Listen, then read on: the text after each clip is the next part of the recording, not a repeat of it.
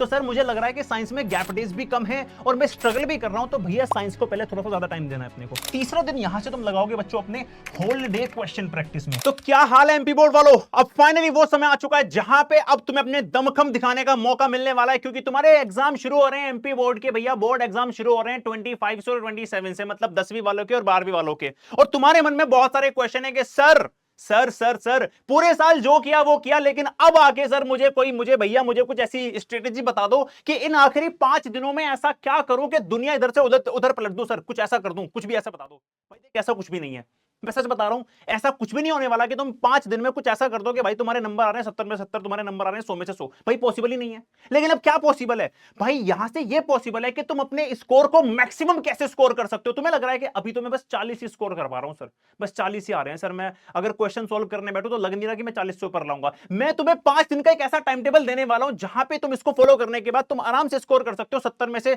55 60 तो भाई कर जाओगे, मैं गारंटी दे रहा हूं। लेकिन ध्यान से देखना इस वीडियो को और ध्यान से इसको फॉलो करना है, अदरवाइज भाई तुम्हारा भी कुछ नहीं होगा।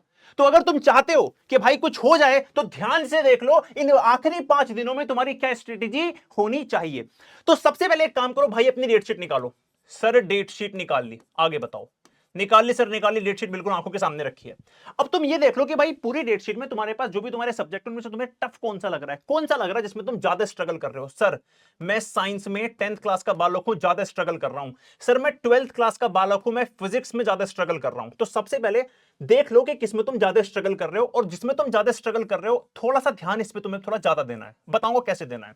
दूसरी बात, पहले तो तुमने क्या किया भैया, सेग्रीगेट किया अपने पूरे के पूरे सब्जेक्ट्स को कि भाई कौन सा टफ है, कौन सा तुम्हें यहां पे टफ लग रहा है, जहां पे तुम दिक्कत कर रहे हो। दूसरी बात बच्चों, less number of gap days. कुछ तुम्हारे सब्जेक्ट ऐसे हो सकते हैं कि टफ भी हैं और एग्जाम के टाइम पे बहुत ज्यादा दिन भी उनमें नहीं है। अच्छा सर ऐसा भी हो सकता है, फॉर एग्जाम्पल मान के चलो 12वीं वाले कह रहे हैं कि सर फिजिक्स में तो मेरे 3 दिन की छुट्टी है, एग्जाम्पल दे रहा हूं, सीरियसली मत ले जाना, कभी आ जाओ कमेंट करने यार ये सर क्या कर रहे हो, गलत बता रहे हो सर, इसमें तो 5 दिन की छुट्टी है। भाई एग्जाम्पल दे रहा हूं यार, ले ले एग्जाम्पल, ठीक है। फिजिक्स में तुम्हारे मान लो less number of gap days है। अच्छा तुम्हें मान लो 12th वाले भैया, हमारा सर केमिस्ट्री में तो बहुत सारे डेज हैं। अच्छा तो इस बेसिस पे पहले तुम्हें सब्जेक्ट देखो और ये भापो अपने अकॉर्डिंग के भाई कौन से सब्जेक्ट में तुम्हें ज्यादा मेहनत करने की जरूरत है। तो सर मुझे लग रहा है कि साइंस में गैप डेज भी कम है और मैं स्ट्रगल भी कर रहा हूं, तो भैया साइंस को पहले थोड़ा सा ज्यादा टाइम देना है अपने को, ठीक है, ज्यादा टाइम देना है। सर इन 5 दिनों में कितने घंटे पढ़ूं, भाई देख जरा ध्यान से, 6 से 8 घंटे तो मिनिमम है भाई ये, मतलब इतना तो पढ़ना ही पढ़ना है। इससे मैक्सिमम अगर तुम कर पाओ तो भाई सब तुम्हारी पूजा कर लूंगा मैं, इतना कर सकता हूं और तो कुछ नहीं कर सकता। ध्यान रखना 6 से 8 घंटे तो तुम्हें मिनिमम पढ़ने ही पढ़ना है, इससे ऊपर कितने भी चले जाओ मजा आ जाएगा, ठीक है। अच्छा अब कैसे करना है, ध्यान दो 5 दिनों में करना क्या है। सबसे पहले दिन बच्चों तुम्हें अब सिलेबस कंप्लीट करने मत बैठ जाना, कभी कमेंट करने लगो सर सर उस वाली क्लास का सर वो पूरा चैप्टर करवा दो। भाई अब नहीं होगा, ये टाइम चला गया, सच में चला गया, ठीक है। अब क्या करना है तुम्हें, तुम्हें करना है भैया revision, complete revision. Sir revision कैसे करेंगे, भाई तुमने पूरा का पूरा चैप्टर अपने इस चैनल पे पढ़ लिया, सर पढ़ लिया, तुम्हें शॉर्ट्स बनाए होंगे तुमने, नोट्स बनाए होंगे तुमने, उन नोट्स को एक बार रिवाइज करो, जल्दी से बैठ के देखना शुरू कर दो, रिवाइज करो रिवाइज करो। अरे सर रिवाइज कर लिया रिवाइज कर लिया रिवाइज कर लिया रिवाइज कर लिया, तुरंत क्या करो उसका एक कोरा पेज लो और उस पर शॉर्ट नोट बनाना शुरू कर दो। मतलब जैसे मान लो तुमने केमिस्ट्री में चैप्टर पढ़ा सॉल्यूशन, तुमने देखा सॉल्यूशन पढ़ लिया, तुम्हारे पास बुक है साइड में रखी है, तुमने देख लिया कि भाई एमपी बोर्ड में हर बार इस चैप्टर में ये वाले क्वेश्चन पूछे ही पूछे जा रहे हैं, तो अपने ने क्या करना है, जितने भी इंपॉर्टेंट टॉपिक्स हैं, मैंने बताया क्लास में भी क्या क्या इंपॉर्टेंट है, ये हर बार पूछा जा रहा है, तुम्हें क्या करना है, केवल उन्हीं के शॉर्ट नोट्स बनाने, सबका मत बनाने बैठ जाना, पूरे चैप्टर को लिखने बैठ जाओ कभी नहीं, केवल जो बार बार एमपी बोर्ड में पूछे जा रहे हैं उनको एक ब्लैंक पेपर पे लिखना शुरू कर देना है। रिवीजन करा लिखा, रिवीजन करा लिखा, हर चैप्टर का रिवीजन अब ऐसे करना है, पूरा चैप्टर सिलेबस कंप्लीट करने नहीं बैठना अपने को, क्योंकि होगा ही नहीं, ठीक है भाई साहब। 2 घंटे पढ़ोगे, 2 चैप्टर कंप्लीट हो गए, अपना बुक बंद करोगे, फेंक दो, पढ़ लिया बस पढ़ लिया जितना पढ़ना था, भाई ऐसे नहीं होगा। क्या करना है, revision plus short notes, revision plus short notes बना लिए हर चैप्टर के, जो भी सब्जेक्ट तुम लेने बैठ रहे हो, ठीक है। अपने को मान लो तुमने 8 घंटे दिए, मान के चलते हैं 10वीं क्लास का बालक है भैया, तो तुमने पकड़ लिया साइंस को, तुमने पकड़ लिया एसएसटी को, तुमने पकड़ लिया मैथ्स को, ठीक है जी। तुम्हारा साइंस में ज्यादा स्ट्रगल कर रहे हो, 3 घंटे इसको दे दिए, ठीक है, 1.5 घंटा इसको दे दिया, ठीक है, और अपना 2 घंटे इसको दे दिए, हो गए पूरे तुम्हारे 6.5 8 घंटे हो गए। इससे आगे देना चाहो इससे आगे भी दे सकते हो, सर हिंदी को भी दे दूंगा, सर इंग्लिश को भी दे दूंगा, भाई तुम्हारे पास टाइम ही टाइम है, 24 घंटे दिन में होते, पूरे दिन करते क्या हो तुम, अब तो कुछ तुम्हारे पास है ही नहीं भाई, अब नहीं पढ़ोगे तो कब पढ़ोगे फिर, अब तो 12 घंटे पढ़ोगे, तो मैं लिख रहा हूं तुम्हें दया खा के 8 घंटे, ठीक है ना, 12 घंटे पढ़ना है कम से कम।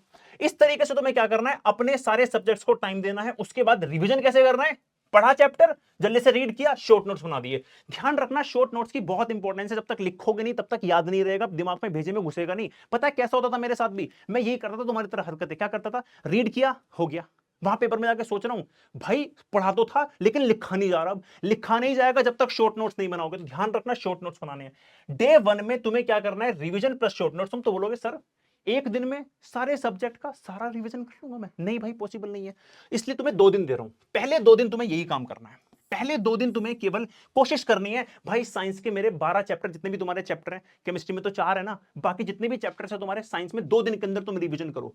एसएसटी में जितने चैप्टर्स हैं जल्दी जल्दी करके रिवीजन करो 2 दिन में, मैथ्स में जितने रिवीजन करो जल्दी जल्दी से 2 दिन में, ठीक है। इसलिए कह रहा हूं पूरा सिलेबस करने मत बैठ जाना, बस रिवीजन करना है अपने को, ठीक है। 2 दिन तुमने लगा दिए इसमें, सर लगा दिए कोई दिक्कत नहीं। अब आता है बच्चों अपना तीसरा दिन।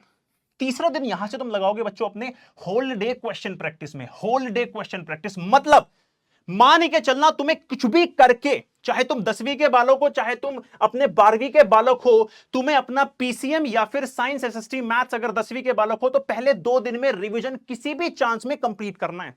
इस दिन तुम क्वेश्चन ना भी छेड़ोगे, मैं तुम्हें नहीं कह रहा कि क्वेश्चन करने बैठ जाओ, लेकिन तुम्हारा एक बार रिवीजन हो जाना चाहिए हर एक चैप्टर का। और तीसरे दिन तुम कूद जाओगे फिर क्वेश्चन पे, होल डे क्वेश्चन प्रैक्टिस। तुम 8 से 10 घंटे हर एक सब्जेक्ट के, हर एक चैप्टर के क्वेश्चन प्रैक्टिस लगाओगे।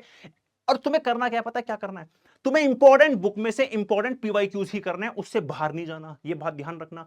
मैं जो सीरीज में क्वेश्चन तुम्हारे लिए लेके आया, जो मैं तुम्हें अपनी बौद्ध सीरीज में करवाए, बहुत इंपॉर्टेंट क्वेश्चन है, चाहे तो उन्हें रिवाइज कर देना, ठीक है। ध्यान रखना होल डे क्वेश्चन प्रैक्टिस करना है।